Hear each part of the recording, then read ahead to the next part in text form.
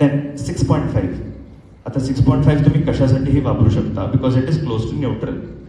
झाडांना पाणी द्या, नवऱ्याला भांडे घासायला लावा, काही अकॉर्डिंग टू युअर कन्व्हिनियन्स. आता इथून पुढे तुम्ही मॅम खूप खुश झाले असं बोलले होते का? आता 7.5 इथे अल्कलाईन प्रॉपर्टी आपली स्टार्ट होते. 7.5 हे किड्स ड्रिंकिंग वॉटर आहे. किड्स कोणते? ज्यांचं एज 5 वर्ष किंवा त्याच्यापेक्षा कमी आहे. ह्या एजमध्ये मुलं युजली वॅक्सिन्स रिसीव्ह करतात. And because of the vaccines their immune system is already very strong. So त्यांना एकदम माइल्ड अल्कलाईन वॉटर द्यायची गरज आहे. Then moving on to 8.5. 8.5 is for completely fit and fine person. कोणाला कोणताच आजार नाही आहे, कम्प्लिटली फिट अँड फाईन आहात, वर्किंग प्रोफेशनल्स आहात, बाहेर जाताय, घरी येऊन थकताय. सो ते एनर्जी लेवल्स मेंटेन करण्यासाठी 8.5चं काम आहे. प्लस 8.5 मध्ये ample amount of antioxidants and dissolved hydrogen properties आहेत, विच विल मेक शुअर की बाहेर जाऊन जेव्हा तुम्ही काम करताय कोणताही रिस्क आहे क्रोनिक इलनेस होण्याचा तो रेड्यूस होऊन जाईल. देन 9.5. आता इथे येतो, जर कोणाला क्रोनिक इलनेस असेल तर ब्लड प्रेशर बोला, डायबिटीज बोला, किंवा असा कोणताही आजार जिथे रेग्युलर बेसिसवरती तुम्ही मेडिसिन्स घेताय. जर तुम्ही रेग्युलर बेसिसवरती मेडिसिन्स घेतात तर तुम्हाला इथे 9.5 वापरायचं आहे. रिझन सिम्पल आहे. 8.5च्या कम्पॅरिझनमध्ये 9.5 मध्ये जास्त नंबर ऑफ अँटीऑक्सिडंट प्रॉपर्टीज असतात आणि डिझॉल्व्ड हायड्रोजन लेवल्स असतात. प्लस जेव्हा तुम्ही जेवण बनवताना सुद्धा तुम्हाला 9.5 pHच वापरायचं आहे. रिझन मी जास्त number of antioxidants. Clear? Finally 10.5 pH हा तुम्हाला प्यायचा बिलकुल सुद्धा नाही आहे. विचार पण करू नका. जर तुम्ही हे प्यायला जाताल तर बॉडीमध्ये जे एसेन्शियल ऑइल्स आहेत ते फ्लश आउट व्हायला स्टार्ट होईल. जसं तुमच्या गुडघ्यांना फंक्शन करण्यासाठी तेलाची गरज असते, नाही तर फ्रिक्शन होतं. सो ते बाहेर पडतील एसेन्शियल ऑइल्स आणि तुम्हाला जॉईंट रिलेटेड प्रॉब्लेम स्टार्ट होईल. आता 10.5चं काम काय? मग आपल्या घरामध्ये जे फ्रूट्स, व्हेजिटेबल्स म्हणजे फळं आणि भाज्या जे येतात ते वॉश करण्यासाठी आपल्याला हे वापरायचं आहे. बाकी काहीच नाही. आजच्या डेटमध्ये आपण बघतो फ्रूट्स आणि व्हेजिटेबल्सवरती भरपूर केमिकल्स, स्प्रेज, पेस्टिसाइड्स स्प्रे केलेले असतात. सो ती लेअर काढण्यासाठी and to make your fruit or vegetable as close as an organic fruit or vegetable आपल्याला ते वॉश करायचे. आता सगळ्यांना pHचं यूज केस कळाला? फाईन. आता आपण एक प्रत्येक pH लेवल घेऊन बघूया आणि त्याचा आपण pH सुद्धा चेक करूया.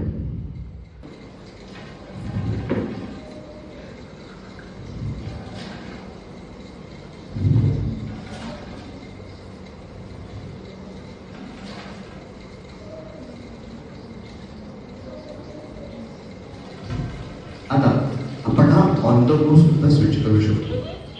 ऑफ झाला, परत 8.5. आता तुमचं कन्फ्युजन बिलकुल नको व्हायला म्हणून जसं तुम्ही टॅप करतात तसं तुम्हाला वरती इन्स्ट्रक्शन सुद्धा दिसतात. रेग्युलर ड्रिंकिंग वॉटर, ह्याच्या पहिले किड्स ड्रिंकिंग वॉटर होतं, अप्रॉक्सिमेट pH 8.5, ह्याच्या पहिले 7.5 होतं.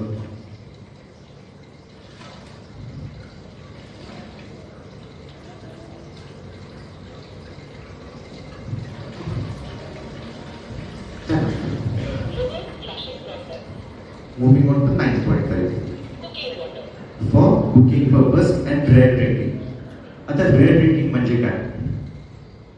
आपण सगळ्यात पहिले ऍसिडिटीचं एक्झाम्पल घेतलं होतं, आठवत आहे?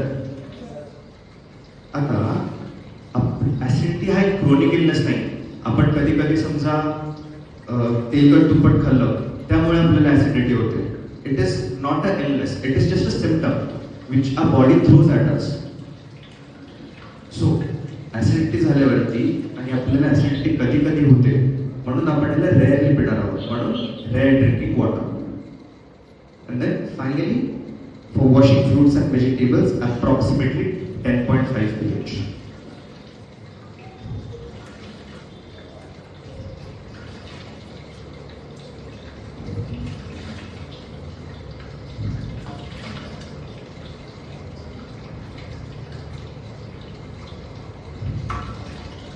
ऑफ.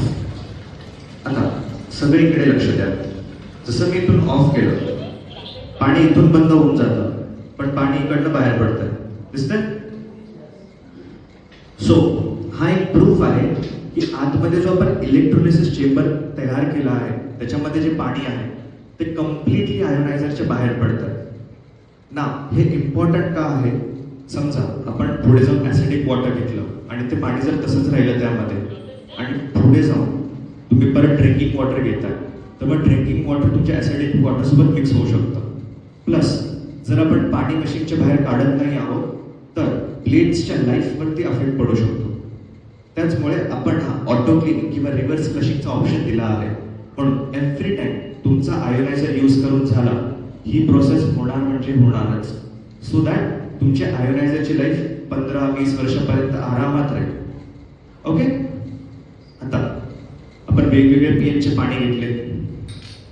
हा आपला जो आहे नॉर्मल वॉटर आहे आणि हा आपला पीएच लिक्विड आहे. सगळ्यांनी आपली पीएच स्केल रेडी ठेवा. आता हे पीएच स्केल किंवा pH indicator, universal pH indicator, जेव्हा आपण स्कूलमध्ये होतो तेव्हा एक सायन्स एक्सपेरिमेंट होता लिटमस पेपरचा, आठवत आहे? Yes. That is nothing but to check the pH levels.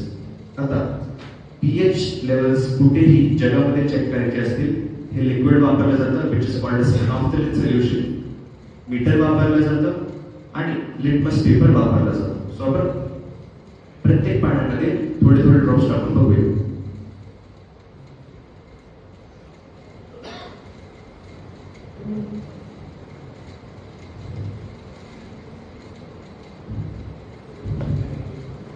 दिसतोय फरक? फरक दिसतोय की नाही? आता हे आपलं रोबोट होतं. पीएच स्केल मध्ये कोणी बघून सांगू शकता याचं पीएच काय? 6 to 7. Correct, absolutely. सो आपण हे पाणी रोज पितो विच इज स्लाइटली ऍसिडिक. म्हणून आपल्या फेसवरती जे रिंकल्स येतात, आट्या येतात, ते ह्या पाण्यामुळे येतात. का? कारण आपण स्लाइटली ऍसिडिक वॉटर पितो. म्हणून तेच त्याचं कोणी सांगू शकतो? 7 to 8, बेसिकली अप्रॉक्सिमेटली 7.5. त्याचं 8 to 9, व्हेरी ट्रू. हा 9 to 10, finally 10.5. Correct. So pH property कळाली सगळ्यांना? यस. कोणाला काही डाऊट्स? सर तुम्हाला काही डाऊट आहे? कळाली? यस. ओके. तर ही झाली आपली पीएच टेस्ट.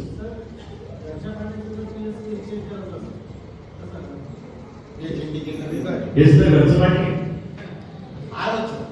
आरचं बोलताय तुम्ही की नळाचं? चारचं बोला, आरचं बोला. जगात कोणत्याही पाण्याचं जर तुम्हाला पीएच चेक करायचं असेल, युनिव्हर्सल पीएच इंडिकेटर वापरायचं.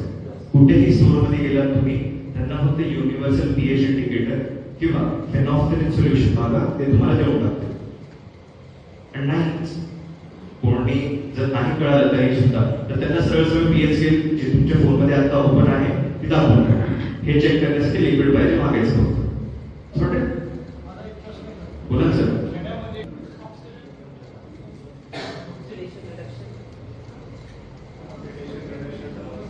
Oxidation reduction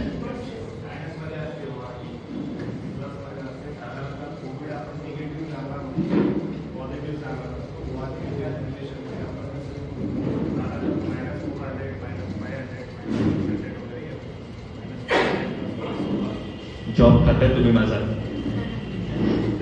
absolutely correct. ORP म्हणजे oxidation reduction potential.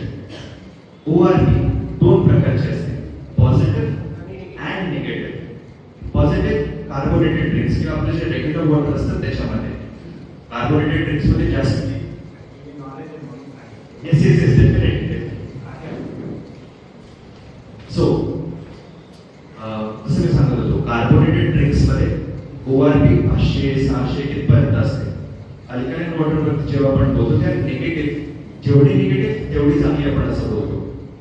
Correct. So आता आपण ORP सुद्धा चेक करूया. आता ORP चेक करण्यासाठी सुद्धा आपल्याकडे लिक्विड सोल्युशन आयन्स प्लस आपल्याकडे ORP मीटर सुद्धा आहे. सो आपलं नॉर्मल वॉटर आणि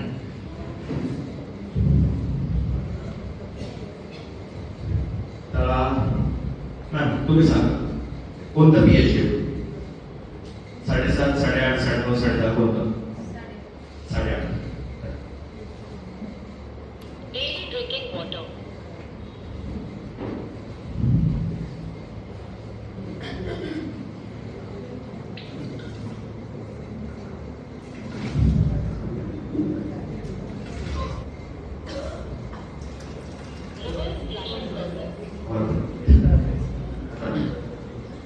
दोन्हीही पाणी दिसायला सेम आहे. ठरवणार कसं की हेल्दी कोणतं? ORP liquid. आता जर पाण्यामध्ये पॉझिटिव्ह ORP असेल तर पाण्यामध्ये काहीच कलर चेंज होणार नाही. पण जर ORP निगेटिव्ह असेल म्हणजे अँटीऑक्सिडंट प्रॉपर्टीज असतील तर पाण्याचा कलर पिंक कलरचा होईल. Let's see. इतके ड्रॉप्स ऍड करतोय काही चेंज नाही. इवन एक सिंगल ड्रॉप जरी ऍड केला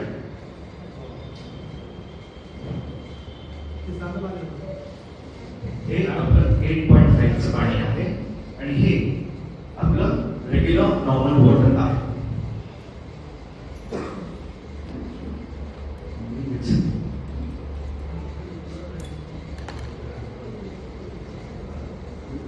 आता जसं मी तुम्हाला सांगितलं आपल्याकडे ORP चेक करण्यासाठी मीटर सुद्धा आहे.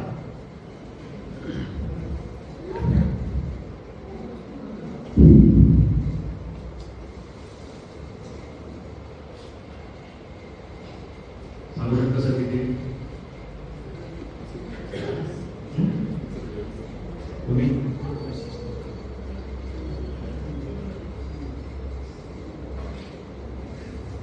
पॉझिटिव्ह आहे? कोणाला अजून बघायचं? पॉझिटिव्ह 380. आता आपण अँटीऑक्सिडंटचं चेक करू.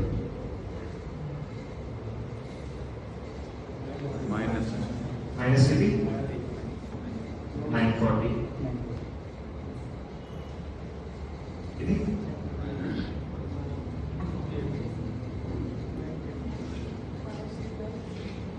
-960. आपण पॉझिटिव्ह मध्ये किती होतं सर? 300 प्लस.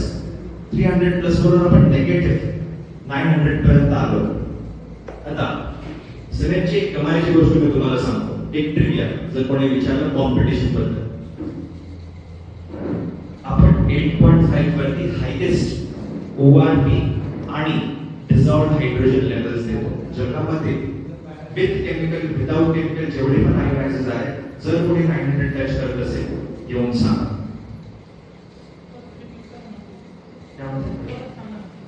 परत सांग. सुरुवातीपासून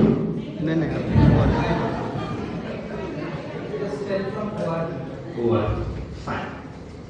आता जसं मी तुम्हाला सांगितलं ORP दोन प्रकारचे असते, पॉझिटिव्ह एक निगेटिव्ह. पॉझिटिव्ह म्हणजे नॉर्मल आपलं पाईपलाईनचं पाणी, आरोचं पाणी, carbonated drinks, Pepsi, Coca Cola, Thums Up, Red Bull. Negative ORP म्हणजे ग्रीन टी, फ्रूट ज्यूस, आयोनायझरचं आपलं पाणी. आणि नेगेटिव्ह ORP म्हणजे अँटीऑक्सिडंट प्रॉपर्टीज. पॉझिटिव्ह ORP म्हणजे पाण्यामध्ये ऑक्सिडंट्स आहेत, which is not good for a body.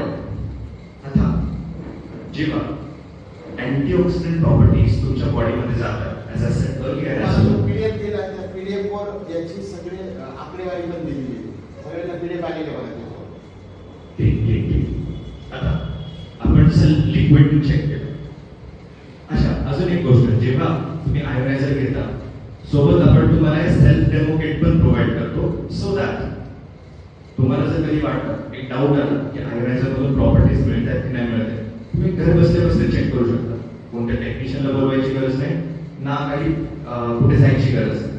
Check केले, रिझल्ट आले, वेल अँड गुड, सॉर्टेड. यस. आता आपण हे जे ड्रॉप्स आहेत हे पण एक नॉन सोल्युशन आहे, फक्त कॉन्सन्ट्रेशन वेगळं आहे ना. जेव्हा मी हे ड्रॉप्स ह्या पाण्यामध्ये ऍड केले नॉर्मल वॉटरमध्ये, तेव्हा पाण्यामध्ये काहीच कलर चेंज झाला नाही. पण जेव्हा मी एक ड्रॉप जर याच्यामध्ये ऍड करतो तेव्हा पाण्यामध्ये पिंक कलर येतो. And pink colour indicates negative OR, म्हणजे पाण्यामध्ये अँटीऑक्सिडंट प्रॉपर्टीज प्रेझेंट आहेत. Okay, yes. आता क्लिअर आहे यस. मॅम? ना third property, hydrogen rich property. सांगू शकेल हायड्रोजनचा यूज केस मी काय सांगितलं होता? Correct, very true. Anti inflammatory property. आता सेम परत 2 ग्लासेस घेतले आपण, हे लाईट सुद्धा होऊ शकतात.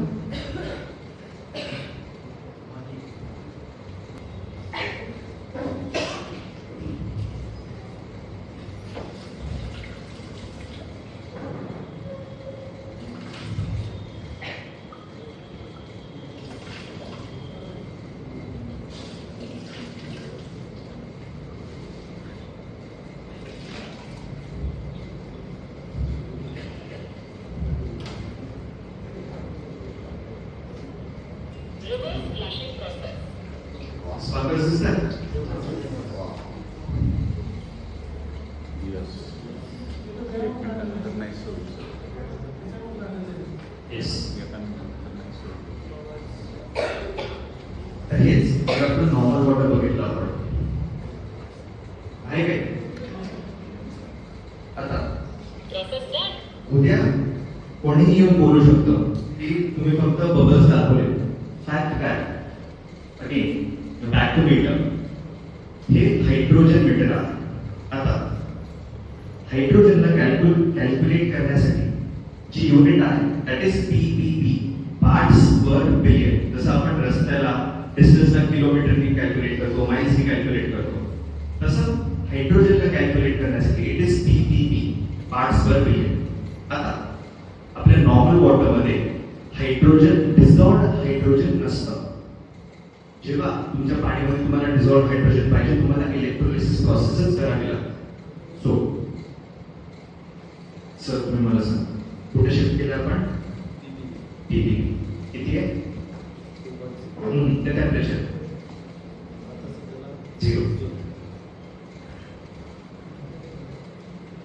किती आहे? म्हणजे आपला नॉर्मल वॉटर आहे. आता सर किती आलं ते सांगा ना, किती आलं ते? 0. आपण जेव्हा नॉर्मल वॉटरमध्ये टेप करतो आपला मीटर, ही व्हॅल्यू 0च दाखवणार आहे. आता जेव्हा आपण आयोनाइज वॉटरमध्ये येतो,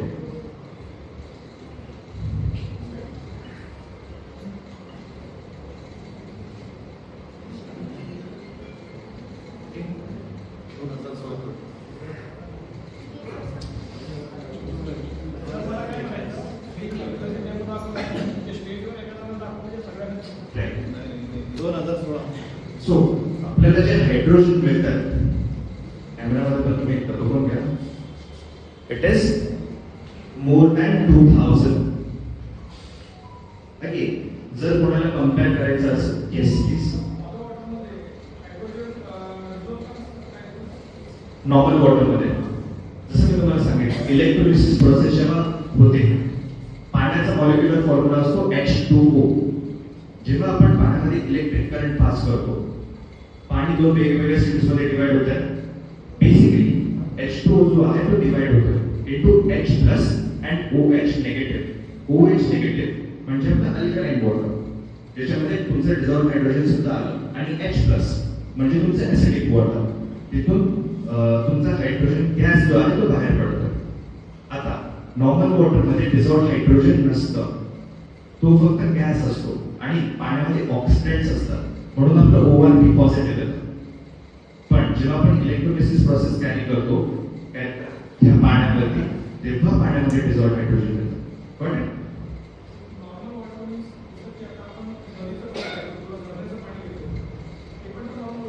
येस नाही, कशातही तुम्ही चेक करा.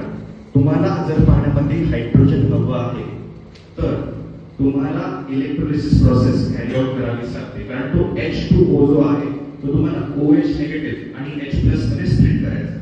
सोप्या भाषेत सांगतो, H2O OH negative H plus हा तुमचा अल्कलाइन झाला, हा तुमचा ऍसिडिक झाला. Got it? अजून कोणाला काही डाऊट्स?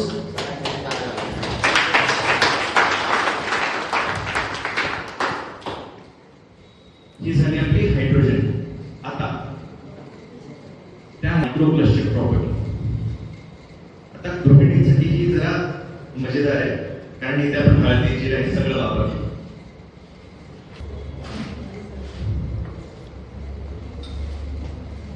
ते जी हळदी आहे, घरात आपण जी हळदी वापरतो तीच एव्हरेस्ट. मी पर्सनली सुहाना प्रेफर करतो. ठीक आहे,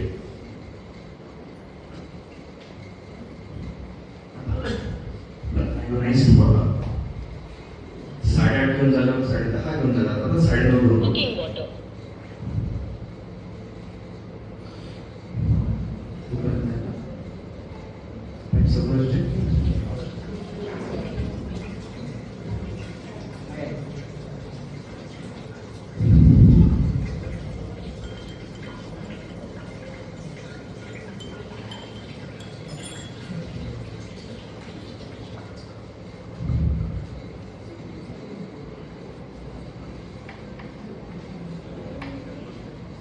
Reverse flushing process.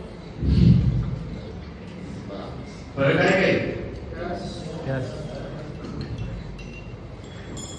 ज्या पण होम कुक्स असते, ज्यांना पण जेवण बनवता येतं, ते मी बरोबर बोलतोय की नाही सांगा. हा हळदीचा रंग तेव्हाच येतो जेव्हा आपण पाण्याला गरम करतो आणि त्यामध्ये आपण हळदी मिक्स करतो. बरोबर? Yes. तुम्हाला काही डाऊट असेल? आता रिझल्ट तुम्ही सगळे चेक करून घ्या. हे आपलं आयोनाइज्ड वॉटर आहे, हे आपलं नॉर्मल वॉटर आहे. क्लिअर?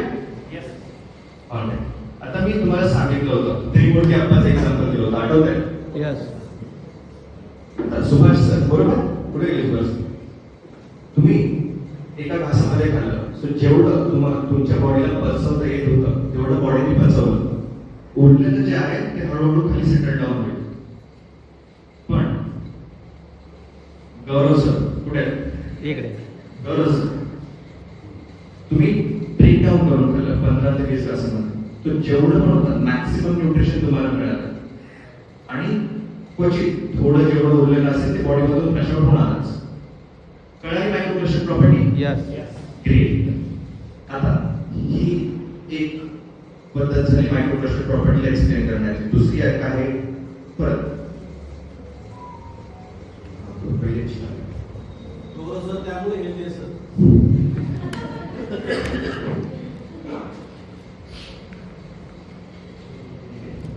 सेम अमाउंट ऑफ जिरा आपण प्रत्येक क्लासमध्ये घेतला आहे.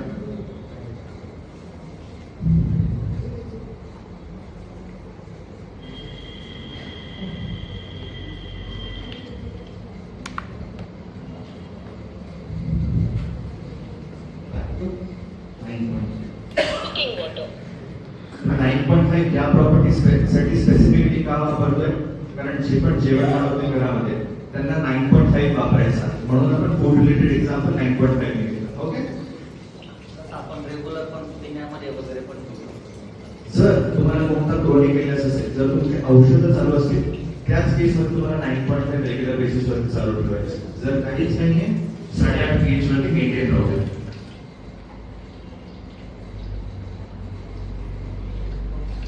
Reverse flushing process. हे डिफरन्स.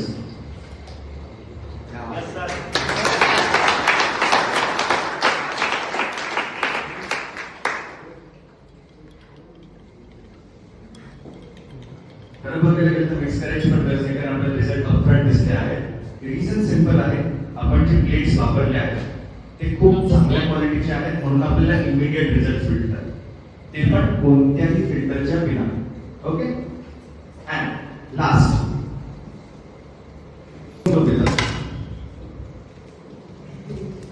वा हे वापरले कधी सनीचे वापरतो आम्ही.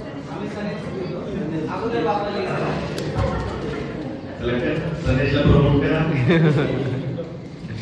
एक पॅकेट माझ्यासाठी पण जातात येस येस बिलकुल.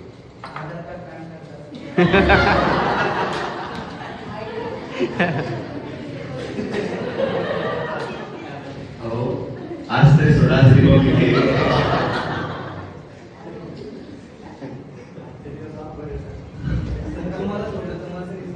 आणि नक्कीच एक मस्ती चालते मला फिरवत आहे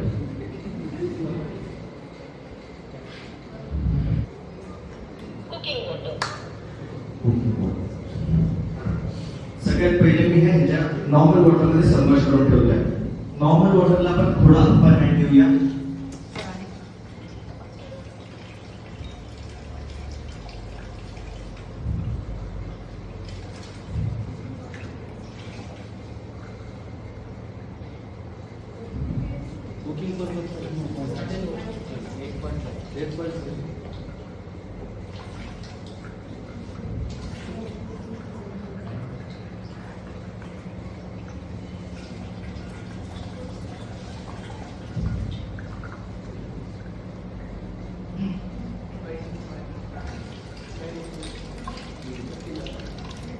तर हे 4 ग्लासेस जे आपण घेतले आहेत ते 9.5 pH चेच आहेत Reverse flushing process.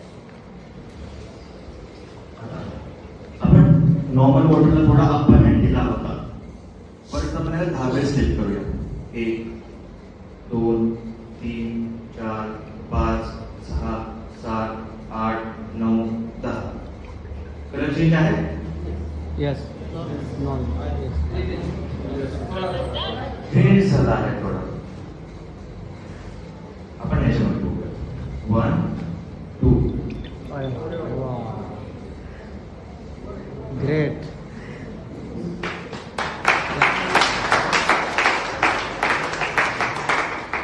परत नॉर्मल याच्यामध्ये 1 2 3 करा का 4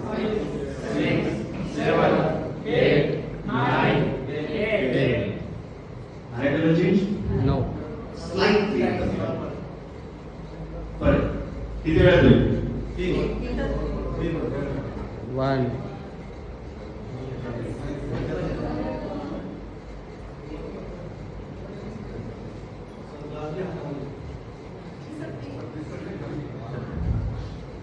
हे आपण एकदा सांगितलं.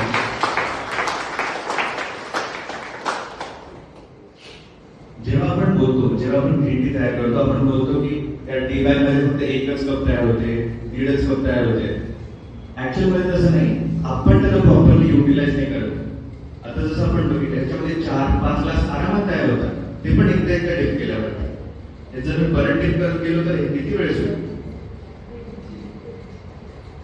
दिवसभर मी करत नसतो तरी ग्रीन टी तयार होत असतं सो हा आपला मायक्रो क्लस्टर प्रॉपर्टी होता ओके येस.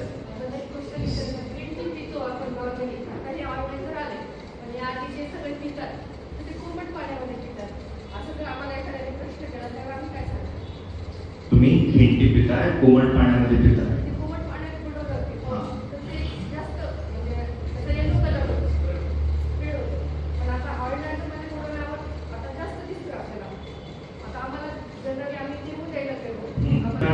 नॅचरल अँटीऑक्सिडंट असताना तेव्हा तो व्होल्टेज मध्ये कधीच निगेटिव्ह नसतो तो पॉझिटिव्हच असतो सगळ्यात बेस्ट उदाहरण म्हणायचं झालं गोधन गोड.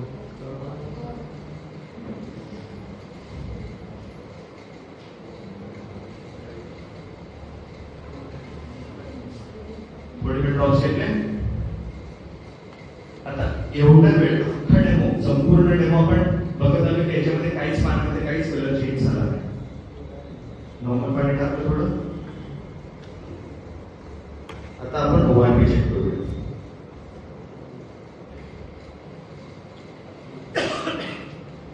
गोड. पिंक कलर आला का जे आहे ही अँटीऑक्सिडंट आहे.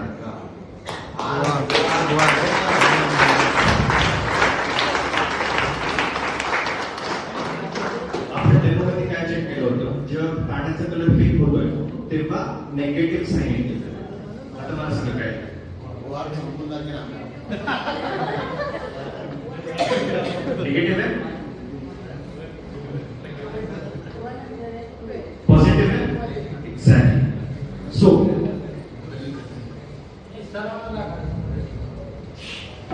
आता आपण इथे बघतोय इवन दो लिक्विडनी ORP नेगेटिव्ह जरी आली असेल, म्हणजे अँटीऑक्सिडंट जर दिसत असेल, नेसेसरी नाहीये की ती मीटरने दिसते. मीटरने जर तुम्हाला नेगेटिव्ह बघायची असेल, तुम्हाला इलेक्ट्रिक करंट पाण्यामध्ये पास करावं लागेल आणि तुम्हाला इलेक्ट्रोलिसिस प्रोसेस होऊ द्यावीच लागेल. Okay, yes. सो जसं तुमच्या प्रश्नाचं उत्तर, ह्याच्यामध्ये तुम्हाला रिझल्ट जास्त मिळतील, ह्याच्यामध्ये तुम्हाला अर्क जास्त होतील ग्रीन टीचा, पण नेसेसरी नाही की तुम्हाला ह्याच्यामध्ये जेव्हा तुम्ही गरम पाणी करताय त्याच्यामध्ये बेनिफिट्स जास्त मिळतील. कुठेही काहीही झालं, मॅक्सिमम बेनिफिट्स तुम्हाला मिळतील आयोनायझर मधूनच. ओके, अजून असा प्रश्न आहे तुमचा? आता अकॉर्डिंग टू WHO, ठीक आहे, World Health Organization and BIS, Bureau of Indian Standards, आपल्याला रेकमेंडेड जे TDS आहे ते 200 ते 250 आहे. आयोनायझरला आपण TDS देऊ शकतो 50 to 150. बेस्ट रिझल्ट अचीव करण्यासाठी आपण इथून करू.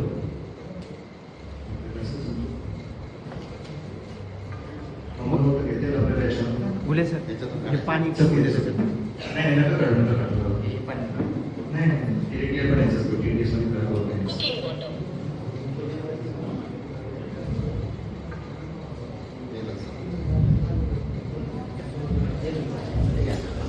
आणि आपलं आयोनायझरचं वॉटर घेतला, आपल्याकडे TDS फिल्टर आहे. कोणाला माहिती आहे TDS चा फुल फॉर्म? TDS म्हणजे total number of dissolved salts into the water. म्हणजे काय, पाण्यामध्ये किती अमाउंट ऑफ मिनरल्स आहेत. जसं हायड्रोजन ppb मध्ये कॅल्क्युलेट होतं, हे ppm मध्ये कॅल्क्युलेट होतं, पार्ट्स पर मिलियन. ओके, तर आपण याचं TDS चेक करू. It is around 243.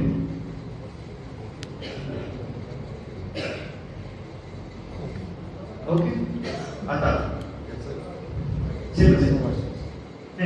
अराउंड असेल. आता याचं 243 आपण नॉर्मल वॉटर घेतलंय, नॉर्मल वॉटरचं अराउंड 200-220 एवढं असेल. TDS फिल्टर बेसिकली काय करतोय, इथे याच्या आतमध्ये सेन्सर लागलेला आहे जो सॉल्ट्स म्हणजे मिनरल्सला कॅल्क्युलेट करतो. आता TDS फिल्टर मेकआउट करू शकत नाही गुड मिनरल्स कोणते, बॅड मिनरल्स कोणते. जेव्हा तुमच्या आयोनायझर मधून एसेन्शियली अल्कलाइन मिनरल्स जेव्हा बाहेर पडतात तेव्हा तुमचं TDS स्लाइटली वाढतं, कारण गुड मिनरल्स तुम्हाला जास्त मिळतात. त्याचं 220-230 च्या आसपास असेल. पण आता जसं आपण बघितलं 230 TDS वर सुद्धा आपल्याला बेस्ट रिझल्ट मिळाले आहेत. सेफर साईडसाठी आयोनायझरची लाईफ जास्त राहण्यासाठी आपण रेकमेंड करतो की TDS 50 ते 150 च्या आतमध्ये असायला पाहिजे. आयोनायझर तुम्हाला 300-350 TDS पर्यंत सुद्धा रिझल्ट देईल. पण मी सुरुवातीला काय सांगितलं, ऍज पर WHO 200 ते 250 TDS आपल्याला कन्झ्युम करायचं. ओके, डाऊट क्लिअर झाला तुमचा? करू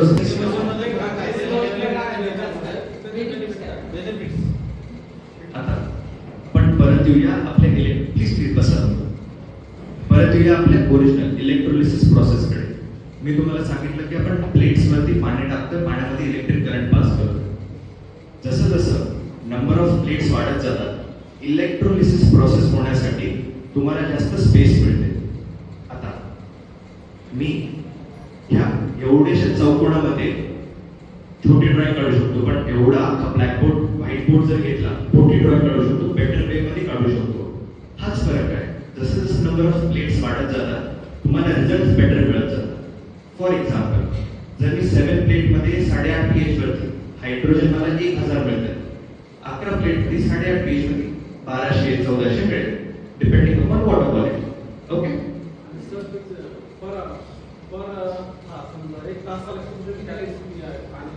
इलेक्ट्रिसिटी किती कंझ्युम करायचं वॉटर कॅपॅसिटी बाहेर पाणी मी दोन्ही सांगतो, इलेक्ट्रिसिटी कॅपॅसिटी सुद्धा सांगतो आणि मी डिस्टन्सिंग कॅपॅसिटी सुद्धा सांगतो. 7 प्लेटमध्ये तुम्ही एक्सपेक्ट करू शकता anywhere between 50 litres per hour, एका तासाला 50 लिटर. ओके.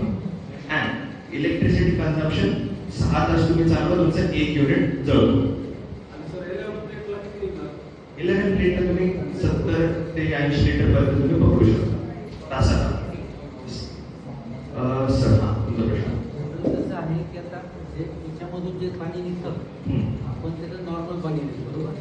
उन्हाळ्यामध्ये जर थंड पाणी प्यायचं आपल्याला तर बऱ्याच वेळेस आपण काय करतो बॉटल भरून फ्रीजमध्ये ठेवतो.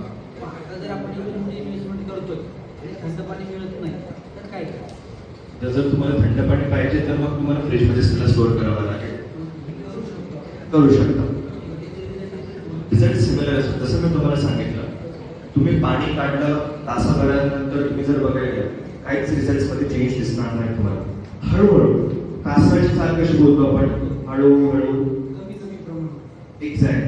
दुसरा प्रश्न असा होता जर नुसते संज्ञा वगैरे आपण सांगितलं त्याच्यामध्ये सुद्धा आता आपण एक डेमो करून दाखवला जे प्रोडक्ट 15 ते 25 द्राक्षांचा तो गुच्छ आहे तो आयोनाइज होऊन 5 ते 8 द्राक्षांचाच राहतो, म्हणजे छोटा होऊन जातो.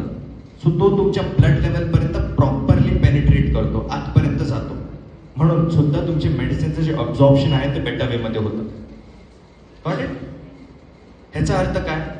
जे 5 प्रॉपर्टीज मी तुम्हाला सांगितले, अल्कलाइन, अँटीऑक्सिडंट, हायड्रोजन, मिनरल, मायक्रोक्लस्टर, प्रत्येक प्रॉपर्टी एक दुसऱ्यावरती को डिपेंडंट आहे.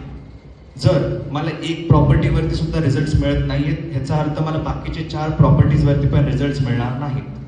पण जर मला एक प्रॉपर्टीवरती जरी रिझल्ट्स मिळतात, आय एम 100% शुअर की मला बाकीचे 4 पण रिझल्ट्स देतीलच देतील. सो प्रत्येक प्रॉपर्टी एक दुसऱ्यावरती को डिपेंडंट आहे. 60-40. जर तुम्ही 1 लिटर पाणी देता किंवा 10 लिटर जर तुम्ही पाणी देताय, 6 लिटर तुम्हाला अल्कलाइन मिळेल, 4 लिटर तुमच्या वेस्टेजमध्ये जाईल, म्हणजे ॲसिडिकमध्ये जाईल. वेस्टेजचा काही वापर करू शकतो का? ॲज अ सेड ॲसिडिक वॉटरचे आपले यूज केसेस आहेत. आपण pH स्केल बघितली 0 to 14 आहे, करेक्ट. आता त्याचं कॅल्क्युलेशन कसं होईल मी तुम्हाला सांगतो. इथे जर मी 10.5 pH घेतोय, we have to just minus it by 14 minus 10.5 3.5, म्हणजे ॲसिडिक वॉटर आउटलेटमधून तुम्हाला 3.5 मिळणार आहे. लाईकवाईज 9.5 जर मी वरतून घेतोय, खालून मला 4.5च मिळेल. Got it? सो ज्या अकॉर्डिंगली तुम्हाला जो pH घ्यायचा आहे फक्त कॅल्क्युलेट करा आणि घ्या. मध्ये कोणत्याही प्रकारचं फिल्टर नाही लावलेलं आपण, राईट. सो जी पण प्रोसेस होतीये that is through plates only. आता जसं आपण पाण्यामध्ये TDS आहे बोलतो, रिव्हर्स क्लिनिंग होतीये, ऑटो क्लिनिंग होतीये, बट हळूहळू विथ टाइम 6 महिने 8 महिन्यानंतर हळूच एक सॉल्टचा लेअर जमा होतो प्लेट्सवरती, ज्याने आपल्याला रिझल्ट्स थोडे कमी मिळतील. तिथे आपल्याला प्लेट क्लिनिंग करायची आहे. That is once a year. वर्षातून एकदा आपल्याला प्लेट क्लिनिंग करायची आहे. अँड एकदा प्लेट क्लिनिंग केली तर you are good to go for another year. म्हणून वर्षातून एकदा. किती कॉस्ट करतात कशी करावं लागेल? प्लेट क्लिनिंग करण्याची जी प्रोसेस आहे, आपण सिट्रिक ॲसिड किंवा लिंबू सत्व वापरतो आणि त्याला रिव्हर्स फिरवतो. सो